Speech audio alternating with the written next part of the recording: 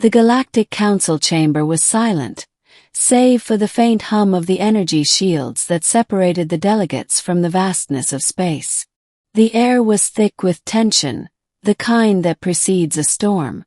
At the center of it all stood Genjigo, the human ambassador, his fists clenched and his jaw tight. His eyes burned with a fire that could melt steel, and his voice, though low, carried the weight of 1,000 suns. "You're lying," he growled. His gaze locked onto the alien queen, a towering figure of iridescent scales and shimmering tendrils.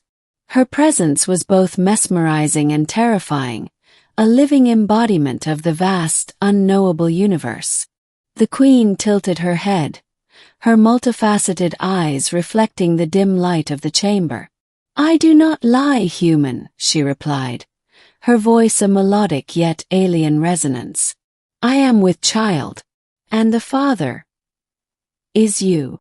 The chamber erupted into chaos. Delegates from a dozen species shouted, their voices blending into a cacophony of disbelief and outrage. Genjigo stood frozen, his mind racing. This couldn't be possible. He could never have done such a thing. And yet, the queen's words hung in the air like a death sentence. Flashback. 3 months earlier, Genjigo had been sent to the Zorathian homeworld as part of a diplomatic mission. The Zorathians were a powerful, enigmatic species, and humanity needed their support in the ongoing war against the Kaerwal Empire. The queen had taken a peculiar interest in him, inviting him to private audiences and sharing secrets of her people that no outsider had ever heard. At first, Genjigo had been flattered. The queen was a figure of immense power and beauty, and her attention was intoxicating. But as the weeks passed, he began to sense something darker beneath her charm. She spoke of merging their species, of creating a new dynasty that would rule the galaxy. Genjigo had laughed it off, thinking it was just another alien eccentricity. But then came the night of the ceremony of unity, a sacred Zorathian ritual. The queen had insisted he attend, and against his better judgment, he had agreed. The ceremony was a blur of light and sound, a sensory overload that left him disoriented and vulnerable. When he awoke the next morning, he was alone, with no memory of what had transpired. Present day. Genjigo's hands trembled as he struggled to process the queen's revelation. "This is impossible," he said, his voice barely above a whisper. "We're not even the same species." The queen's tendrils rippled, a gesture that might have been a shrug. "Your understanding of biology is limited, human. The Zorathians are capable of adapting to other species. Your DNA was compatible, and now a new life grows within me." Genjigo felt a surge of anger and betrayal. He had been used, manipulated like a pawn in some grand cosmic game. "You had no right," he snarled, stepping closer to the queen. "No right to do this without my consent." The queen's eyes narrowed, and for a moment, the chamber seemed to grow colder. "Consent is a human concept," she said. "In the grand scheme of the universe, such trivialities matter little. This child will bridge our species, uniting us in ways you cannot yet comprehend."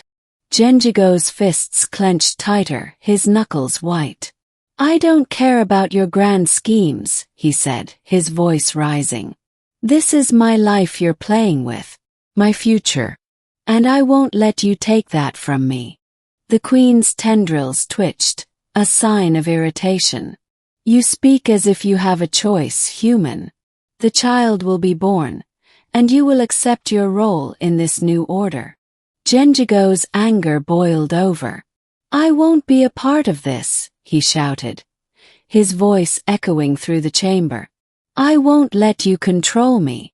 The queen's eyes flashed, and for the first time, Genjigo saw a flicker of something resembling fear. "You dare defy me," she hissed.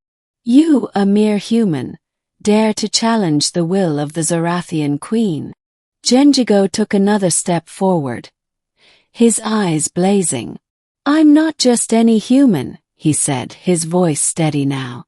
"I'm Genjigo, ambassador of Earth, and I won't let you or anyone else dictate my fate." The chamber fell silent once more, the tension so thick it was almost suffocating.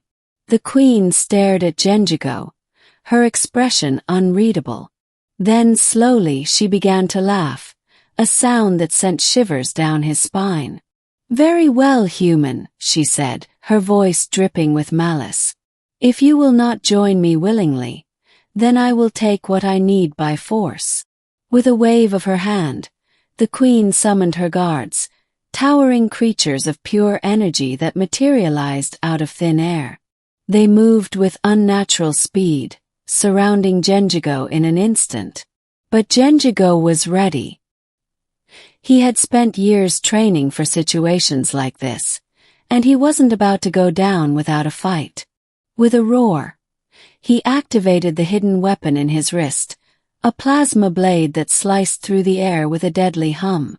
The battle was fierce and chaotic. Genjigo moved with the precision of a seasoned warrior, his blade cutting through the energy guards like a hot knife through butter. But for every guard he defeated, 2 more took its place. He was outnumbered and outmatched, but he refused to give up. As the fight raged on, the queen watched from her throne, a cruel smile playing on her lips. "You cannot win, human," she taunted. "Surrender, and I may yet show you mercy." Genjigo gritted his teeth, his body aching from the countless blows he had endured. "I don't need your mercy," he spat, his voice filled with defiance. "I'll die before I let you win." The queen's smile faded, replaced by a look of cold determination. "So be it," she said, raising her hand once more. "If you will not submit, then you will perish." But before she could unleash her final attack, a sudden explosion rocked the chamber, sending debris flying in all directions. Genjigo shielded his eyes, his heart pounding in his chest. When the dust settled, he saw a familiar figure standing in the doorway. "Captain!" Genjigo shouted, relief flooding through him. It was Captain Elena Reyes, his commanding officer and closest friend. She was flanked by a squad of elite soldiers, their weapons trained on the queen. "Sorry we're late," Elena said, her voice calm and steady. "We had a bit of trouble getting through the queen's defenses." The queen's eyes narrowed, her tendrils twitching with rage. "You dare invade my sanctum," she hissed. "You will pay for this insolence." Elena smirked, her confidence unshaken. "I don't think so," she said, nodding to her soldiers. "Take her down." The soldiers opened fire, their weapons unleashing a barrage of energy blasts that tore through the queen's guards like paper. The queen screamed in fury, her tendrils lashing out in a desperate attempt to defend herself. But it was no use. The soldiers were too well trained, too disciplined. Genjigo seized the opportunity, charging forward with his plasma blade raised high. With a single powerful strike, he plunged the blade into the queen's chest, piercing her heart. The queen gasped, her eyes wide with shock. You cannot," she stammered, her voice fading as her body began to dissolve into a cloud of shimmering particles.